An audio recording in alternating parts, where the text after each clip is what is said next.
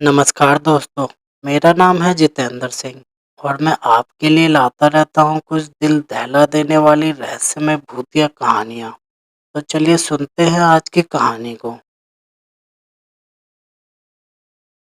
मेरा नाम राजेंद्र है और मेरा जन्म तो गांव में हुआ था और अब वेरावल सिटी में रहता हूँ। करीब 6 महीने पहले की बात है। मेरी नौकरी छूट गई थी और मेरे पास खाने पीने के लिए पैसा नहीं बचे थे। हालत इतनी बुरी थी कि कई जगह से उधार लेकर खाने पीने का खर्चा चलाना पड़ रहा था। उन दिनों कुछ भी करके मैंने पैसे कमाने के लिए तैयार था। पैसे की तंगी की वजह से मैं इतना डिप्रेशन में था कि सही गलत का फर्क भी मिट चुका था। अपनी उसी कंगाली के दौरान मैं एक बार मौत के मुंह में जा पहुंचा था।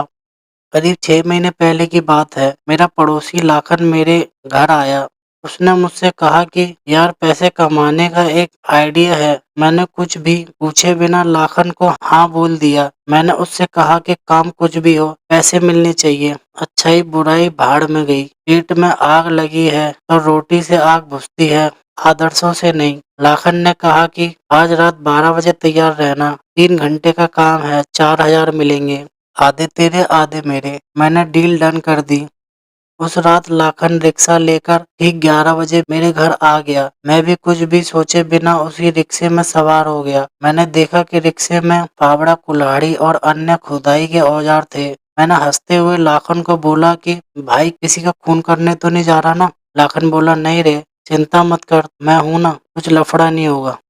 थोड़ी ही देर में लाखन ने रिक्शा एक कब्रिस्तान के पास रोक ली। फिर मुझे कहा कि चल फावड़ा और कुल्हाड़ी ले ले, हमें अंदर जाना है। हम दोनों दीवार कूद कर अंदर गए। मुझे काफी डर लग रहा था। लाखन एक ताजी दफन की हुई कब्र पर आकर रुक गया और मुझे बोलने लगा कि इसे खोदना है। उसकी बात सुनकर मेरे होश उड़ गए। मैं भागकर कब्रिस्तान से बाहर आ गया। रिक्शे के पास खड़े होकर लाखन ने मुझे समझाया कि सीधे काम में कोई एक दिन में 4,000 नहीं देता। अगर तुझे यह काम नहीं करना तो निकल जा यहाँ से, मैं किसी दूसरे को ढूंढ लूंगा। कुछ देर सोचा। मुझे ख्याल आया कि वैसे भी जो मर चुका है वह तो मर ही चुका है। उसकी लाश का कौन क्या करेगा, उससे अब किसी को क्या फर्क पड़ेगा। वैसे भी अगर कुछ करके पैसे नहीं कमाए तो मेरी लाश भी किसी गटर के पास पड़ी होगी। थोड़ी देर में हिम्मत करके मैं उसी घिनौने और गलत काम के लिए राजी हो गया।